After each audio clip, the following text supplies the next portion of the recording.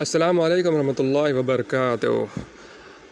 ऐसे कई लोग हैं जो कहते हैं कि जिस तरह से फ़लस्तीन पर इज़राइल का कब्ज़ा है, इज़राइल का वजूद, इसके ज़िम्मेदार अरब है।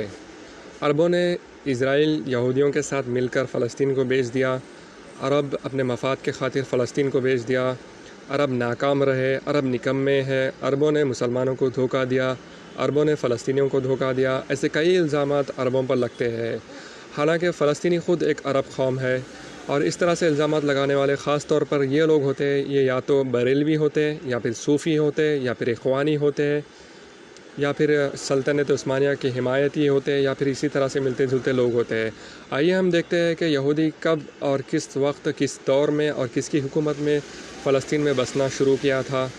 आइए आप यहाँ पर स्क्रीन पर देख सकते हैं फ़र्स्ट आलिया। यहाँ पर देखिए, आलिया का मतलब मैं आपको समझा दूँ। आलिया उसको कहते हैं जब यहूदी मुख्तलिफ़ मकामात, दुनिया के मुख्तलिफ़ मकामात से उठ कर फ़लस्तीन में आकर बस रहे थे, तो उसको आलिया कहते हैं।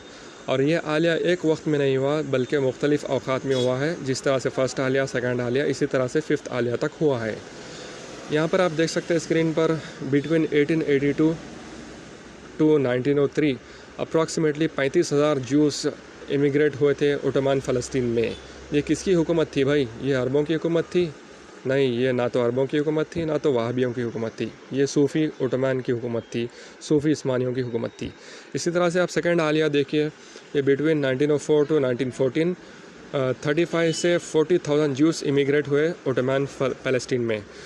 उस्मानी फ़लस्तीन में 35 से 40,000 जूस इमिग्रेट हुए सेकंड आलिया में।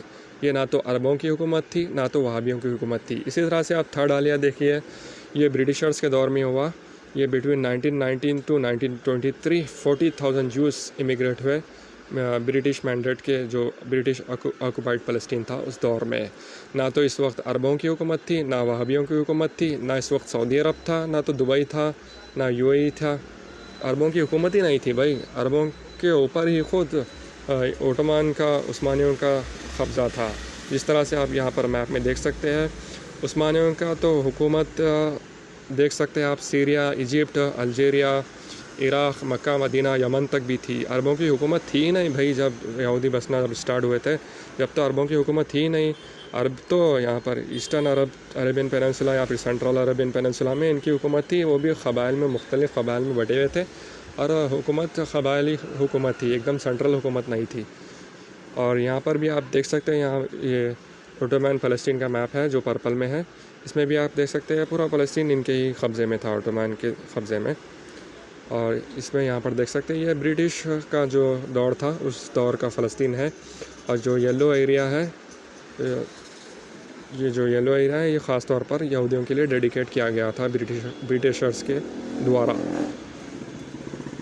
फिर भाई अरबों को क्यों कहते हैं? अरब तो थे ही नहीं जब, अरब तो बाद में आए हुकूमत में।